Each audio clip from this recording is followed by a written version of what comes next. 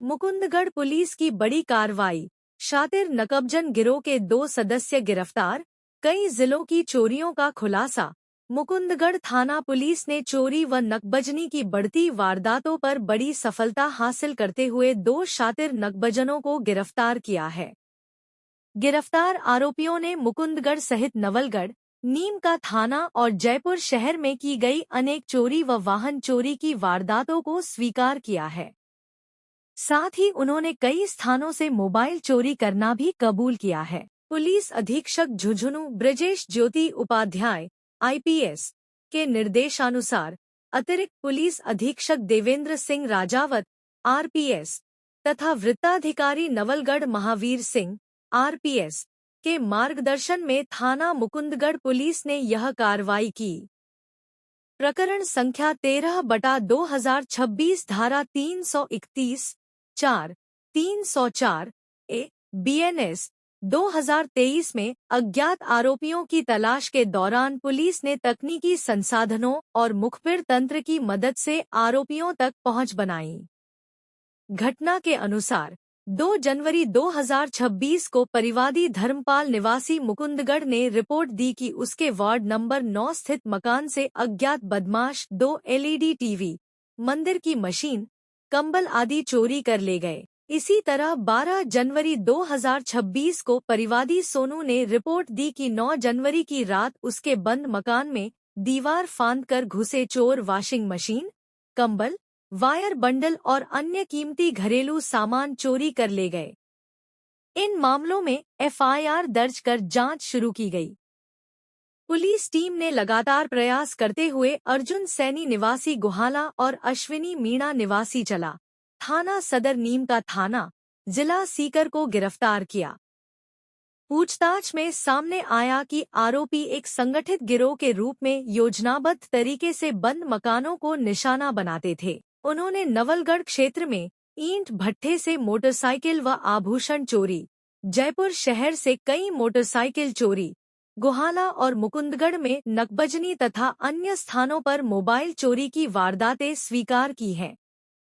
Police ने बताया कि आरोपियों से और भी वारदातों का खुलासा होने की संभावना है तथा गिरोह में शामिल अन्य सदस्यों की तलाश जारी है। इस कार्रवाई में थाना मुकुंदगढ़ की गठित पुलिस टीम की विशेष भूमिका रही, जिनकी सतर्कता और मेहनत से क्षेत्र में सक्रिय चोर गिरोह का पर्दाफाश संभव हो सका। मुकुंदगढ़ में पुलिस की सख्ती। रात में उत्पात मचाने वाले 3 युवक गिरफ्तार, मोटरसाइकिल जब्त। मुकुंदगढ़ कस्बे में कानून व्यवस्था बनाए रखने के लिए पुलिस ने सख्त कार्रवाई करते हुए रात के समय आवारा घूमकर उत्पात मचाने वाले 3 युवकों को गिरफ्तार किया है। साथ ही घटना में प्रयुक्त मोटरसाइकिल को भी पुलिस ने जब्त कर लिया है। पुलिस अधीक्षक जिला झुंझुनू ब्रजेश ज्योति उपाध्याय आईपीएस के निर्देशानुसार तथा अतिरिक्त पुलिस अधीक्षक देवेंद्र सिंह आरपीएस के मार्गदर्शन में वृत्ताधिकारी नवलगढ़ महावीर सिंह आरपीएस के सुपरविजन में यह कार्रवाई की गई। पुलिस थाना मुकुंदगढ़ के थानाधिकारी उप निरीक्षक श्री ताराचंद के नेतृत्व में पुलिस टीम ने कस्बा मुकुंदगढ़ क्षेत्र में रात्रिकालीन गश्त के दौरान यह कार्रवाई अंजाम दी। पुलिस के अनुसार देर रात कुछ युवक बिना किसी उद्देश्य के मोटरसाइकिल पर घूमते हुए आमजन में भय का माहौल बना रहे थे और शांति भंग करने का प्रयास कर रहे थे। सूचना मिलते ही पुलिस टीम मौके पर पहुंची और तत्परता दिखाते हुए तीनों युवकों को हिरासत में ले लिया। पूछताछ के बाद उन्हें गिरफ्तार कर लिया गया। गिरफ्तार किए गए युवकों की पहचान अक्षय पुत्र जगदीश उम्र 19 वर्ष, वीरेंद्र पुत्र आनंद उम्र 21 वर्ष तथा सुनील पुत्र महावीर उम्र 18 वर्ष के रूप में हुई है। तीनों आरोपी जाति मेघवाल निवासी डांगर थाना सदर चूरू क्षेत्र के बताए गए हैं। पुलिस ने आरोपियों के कब्जे से एक मोटरसाइकिल भी जब्त की है, जिसका उपयोग वे रात्रि के समय घूमने और उत्पात मचाने में कर रहे थे। पुलिस द्वारा आरोपियों के खिलाफ संबंधित धाराओं में मामला दर्ज कर आगे की कानूनी कार्रवाई की जा रही है। इस कार्रवाई में पुलिस टीम में थानाधिकारी उप निरीक्षक ताराचंद, कांस्टेबल प्रमोद कुमार, 450 एवं कांस्टेबल यशपाल 384 शामिल रहे। पुलिस प्रशासन ने आमजन से अपील की है कि शांति व्यवस्था बनाए रखने में सहयोग करें और किसी भी संदिग्ध गतिविधि की सूचना तुरंत पुलिस को दें। सूरजगढ़ थाना पुलिस की बड़ी कार्रवाई, साइबर ठगी से जुड़े संदिग्ध खाताधारक को किया गिरफ्तार। झुंझुनू जिले के सूरजगढ़ थाना क्षेत्र में साइबर अपराध के एक मामले में पुलिस ने त्वरित कार्रवाई करते हुए संदिग्ध बैंक खाताधारक को गिरफ्तार किया है। यह कार्रवाई पुलिस अधीक्षक झुंझुनू ब्रजेश ज्योति उपाध्याय IPS के निर्देशानुसार अतिरिक्त पुलिस अधीक्षक देवेंद्र सिंह राजावत RPS के मार्गदर्शन तथा वृत्ताधिकारी चिड़ावा विकास धीधवाल RPS के सुपरविजन में की गई। सूरजगढ़ थानाधिकारी रणजीत सिंह, पुलिस निरीक्षक के नेतृत्व में गठित टीम ने साइबर पुलिस पोर्टल पर प्राप्त एक शिकायत की गंभीरता से जांच शुरू की। जांच के दौरान एक संदिग्ध बैंक खाते में लगातार आ रही संदिग्ध राशि को लेकर खाताधारक की पहचान की गई। उक्त खाताधारक रोहित पुत्र लीलाधर, जाति माली, उम्र 21 वर्ष, निवासी मालियों की ढाणी, तर्ण लोटिया, थाना सूरजगढ़ को पूछताछ हेतु दस्तयाब किया गया। पुलिस द्वारा जब रोहित से उसके बैंक खाते में आई संदिग्ध राशि के संबंध में पूछताछ की गई तो वह कोई संतोषजनक जवाब नहीं दे सका।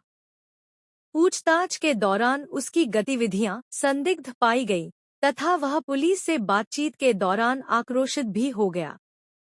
उसकी हरकतों से शांति भंग होने की आशंका को देखते हुए पुलिस ने उसे शांति भंग की धारा में गिरफ्तार कर लिया। पुलिस अधिकारियों ने बताया कि प्रथम दृष्टया यह मामला साइबर ठगी से जुड़ा प्रतीत हो रहा है, जिसमें संदिग्ध खातों का उपयोग कर अवैध लेनदेन किया गया है। गिरफ्तार आरोपी से गहनता से पूछताछ जारी है और यह पता लगाने का प्रयास किया जा रहा है कि उसके खाते में आई राशि कहां से आई, किसने भेजी और क्या वह किसी संगठित साइबर अपराध गिरोह से जुड़ा हुआ है। पुलिस का कहना है कि साइबर अपराध के मामलों में आमजन को सतर्क रहने की आवश्यकता है और किसी भी प्रकार की संदिग्ध ऑनलाइन गतिविधि या धोखाधड़ी की सूचना तुरंत साइबर पुलिस पोर्टल या नजदीकी पुलिस थाने में दर्ज करानी चाहिए। जिला पुलिस द्वारा साइबर अपराधों के विरुद्ध लगातार सख्त कार्रवाई की जा रही है। इस कार्रवाई में शामिल पुलिस टीम में थानाधिकारी रणजीत सिंह, पुलिस निरीक्षक head constable Mahendra Singh HC 2406, constable Sandeep Kumar 1194 तथा कांस्टेबल महेश कुमार 1436 शामिल रहे। फिलहाल गिरफ्तार गैर जमानती आरोपी रोहित से साइबर शिकायत के संबंध में गहन जांच जारी है। पुलिस को उम्मीद है कि पूछताछ के बाद साइबर अपराध से जुड़े अन्य खुलासे भी हो सकते हैं। Kailash Kesari hospital, doctor Kamalchand Saini MBBS, MD, medicine, consultant physician, श्वास संबंधी रोगों के इलाज अत्याधुनिक सुविधाओं के साथ, जिले के सबसे बड़े ICU के साथ इमरजेंसी सेवाएं 24 घंटे लगातार। OPD समय प्रतिदिन सुबह 10 से शाम 4 बजे तक। नेत्रा मघराज कॉलेज के सामने, झुंझुनू। Mobile number 9462058888, 9462078888। झुंझुनू अस्पताल, doctor Kamalchand Saini consultant physician, मुख्यमंत्री Ayushman Arogya Yojana ECHS, RGHS card धारकों, TPA एवं इंश्योरेंस कंपनियों के तहत कैशलेस इलाज की सुविधा नए प्राइवेट बस स्टैंड के पास, पंचदेव मंदिर, Jhunjhunu. Mobile number 9462058888, 9462078888। JJN good news YouTube channel को सब्सक्राइब करें व बेल घंटी का बटन दबाकर ऑल पर साइबर ठगी से जुड़े सबसे पहले खाताधारक को पुलिस ने दबोचा। सिंघाना थाना पुलिस की बड़ी कार्रवाई खबर व विज्ञापन जिले के सिंघाना थाना क्षेत्र में करवाने के लिए अपराध के खिलाफ राकेश अग्रवाल मोबाइल नंबर हाथ 949005 साइबर पुलिस पोर्टल पर दर्ज एक शिकायत के आधार पर की गई कार्रवाई। जहरीली हवा से गुजरते हुए राजस्थान के सबसे सुंदर शहर की कहानी। आज मैं जब डूंगरपुर आया हूं तो मैं एक बात का गर्व के साथ कहना चाहूंगा। देश में जो स्वच्छता अभियान चला है, उस स्वच्छता अभियान में डूंगरपुर ने कमाल करके दिखाया है।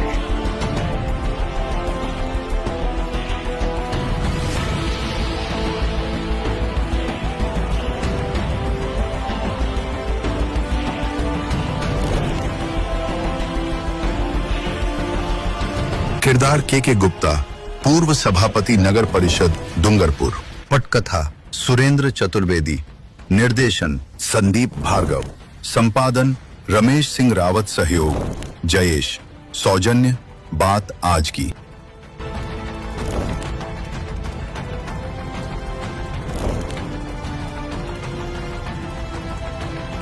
स्वच्छ भारत मिशन राजस्थान के समन्वयक के गुप्ता देश के उन गिने चुने पर्यावरणविज्ञों में से एक हैं जिनके अनुभवों का लाभ और मार्गदर्शन यदि भारत सरकार तसल्ली से ले तो महानगरों को जहरीली हवा और प्रदूषित वातावरण से मुक्ति मिल सकती है तथा स्वच्छता धरातल पर उतर सकती है। दुखद पहलू यह है कि एक दूरदर्शी पुरोधा की सोच सत्ता के शीर्ष पर काबिज लोग उपयोग में ही नहीं ला पा रहे। यहां बता दूं कि गुप्ता देश के ऐसे अनोखे पर्यावरणविज्ञ हैं जिन्होंने राजस्थान के एक आदिवासी और पिछड़े शहर डूंगरपुर को देश का सबसे स्वच्छ नगर बना दिया था। आज मैं जब डूंगरपुर आया हूं तो मैं एक बात का गर्व के साथ कहना चाहूंगा। देश में जो स्वच्छता अभियान चला है, उस स्वच्छता अभियान में डूंगरपुर ने कमाल करके दिखाया है। हमारा डूंगरपुर आज देश में स्वच्छता की मिसाल बन गया। अरे देश कैसा होना चाहिए, इसका नमूना पैदा करने की ताकत डूंगरपुर और बांसवाड़ा के लोगों में होती है। प्रधानमंत्री नरेंद्र मोदी स्वयं गुप्ता को सम्मानित कर चुके हैं एवं गृह मंत्री अमित शाह ने भी उनके द्वारा किए गए स्वच्छता एवं पर्यावरण पर कार्यों की फेसबुक एवं ट्विटर पर प्रशंसा की है।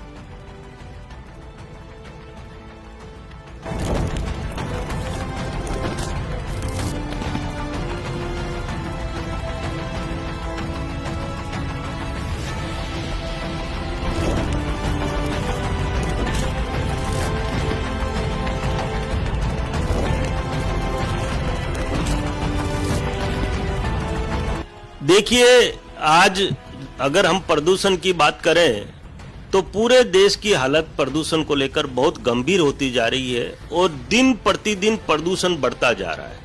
ये हवा में फैला हुआ प्रदूषण दिखता नहीं है, लेकिन ये मैं ये कहूँ सीधे स्पष्ट शब्दों में ये जानलेवा है, क्योंकि व्यक्ति समझ नहीं पा रहा कि जो हमारे हिंदुस्तान में रहने वाले लोगों की जो आयु घट रही है उसका मुख्य कारण है कि हमारे फेफड़े जो 200 साल तक वर्क कर सकते हैं, उन्हें सही वातावरण, सही माहौल और प्रदूषण मुक्त हवा मिलने से ये फेफड़े बहुत जल्दी काम करना बंद कर देते हैं और आदमी की मृत्यु हो जाती है। आज हम देख रहे हैं। दोस्तों, के गुप्ता इन दिनों बेहद व्यथित हैं। वो देश को प्रदूषित और जहरीली हवा से मुक्ति दिलवाने के लिए संकल्पित हैं। ऐसा हो भी सकता है। उनका मानना है कि देश को सर्वशक्तिमान और विश्व गुरु बनाने के लिए पहले आने वाली पीढ़ी को सांस लेने के लिए शुद्ध पर्यावरण तो देना होगा। उनसे मेरी लंबी बातचीत हुई। उनकी चिंताओं से आपको वाकिफ करवाऊं, इससे पहले आइए दिखाऊं आपको डूंगरपुर का वह नायाब बागीचा जिसे के गुप्ता ने अपने सभापति कार्यकाल में बनाया।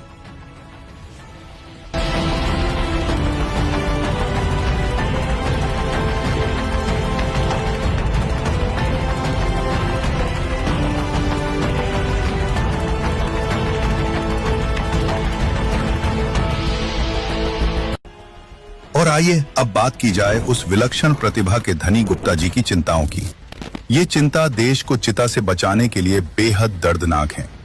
देश आज जिस प्रदूषण की गिरफ्त में है वो किसी मौसम की मार नहीं, बल्कि हमारी ही व्यवस्था की नाकामी और कुछ ताकतों की साजिश है। जो स्वच्छ भारत अभियान और प्रदूषण मुक्त भारत के सपने को ध्वस्त करने में दिन रात जुटी हैं। स्वच्छ भारत मिशन ग्रामीण राजस्थान के संयोजक और डूंगरपुर के पूर्व नगर परिषद अध्यक्ष के गुप्ता ने बिल्कुल उसी सच को उजागर किया है जिसे सरकार में बैठे अधिकारी दबाते हैं और विभाग नजरअंदाज करते हैं। यह तथ्य अब किसी बहस का विषय नहीं रहा कि दिल्ली गैस चैम्बर बन चुकी है। और विडंबना देखिए, इसी देश को 2030 के कॉमनवेल्थ गेम्स की मेजबानी मिली है। दुनिया के खिलाड़ी जब राजधानी की हवा निगलेंगे तो शर्मिंदगी का धुआं उनके सामने भारत की असल तस्वीर लिख देगा। मोदी जी के विकसित भारत और विश्व गुरु बनने के सपने को वही ताकतें खोखला कर रही हैं जो गंदगी, धुआं और प्रदूषित पानी को राष्ट्रीय चरित्र बनाने पर तुली हैं। चीफ जस्टिस सूर्यकांत की कड़ी टिप्पणियां कोई चेतावनी नहीं बल्कि सिस्टम की शव यात्रा है। सुप्रीम कोर्ट ने दर्जनों बार आदेश दिए, लेकिन नतीजा? दिल्ली एनसीआर की 80% आबादी खांसी, थकान और जलन की बीमारी अपने घर में पाल रही है। लाखों लोग प्रदूषण से मर रहे हैं। ये आंकड़ा अब 17 लाख मौतें हर साल पार कर चुका है। यानी प्रदूषण अब बीमारी नहीं बल्कि देश का सबसे बड़ा साइलेंट किलर है। पर सवाल यह है कि अपराधी कौन है? जवाब गुप्ता देते हैं। कचरा यार्डों में आग लगाने वाले, फैक्ट्रियों से जहरीला पानी छोड़ने वाले, पराली जलाकर शहरों की सांसें रोकने वाले, पुरानी गाड़ियों से धुआं उगलने वाले, बड़े बड़े शहरों में बड़ी बड़ी ऊंची बिल्डिंग बनाकर हवा को रोकने वाले, और सबसे ऊपर वे अधिकारी जो फाइलों में सफाई और जमीनी स्तर पर आग जहर का कारोबार चलाते हैं। अगर इंडियन पैनल कोड हत्या की कोशिश पर उम्र कैद दे सकता है तो प्रदूषण फैलाने वाले अपराधी इससे अलग किस श्रेणी में आते हैं? कड़वी सच्चाई यह है कि शहरों में ऊंची इमारतें हवा के निकास को रोक रही हैं, गाड़ियां धुआं उगल रही हैं, फैक्ट्रियां केमिकल युक्त पानी को नालों और नदियों के हवाले कर रही हैं, और गांव शहरों के कचरा ढेर बारिश के साथ धरती में जहर बनकर उतर रहे हैं। यानी धुआं ऊपर जहर है, पानी नीचे जहर है और बीच में इंसान फंसा है। सरकारें पराली पर प्रतिबंध, सीवरेज ट्रीटमेंट, कचरा प्रबंधन और BS6 वाहनों की बातें जरूर करती हैं, लेकिन क्रियान्वयन के नाम पर सब कुछ ढह जाता है। कागजों में भारत साफ है, जमीन पर भारत जला हुआ है। आज अदालतों और सरकारों से गुप्ता की अपील इसलिए महत्वपूर्ण है क्योंकि यह महज एक बयान नहीं बल्कि देश के स्वास्थ्य की अंतिम चेतावनी है।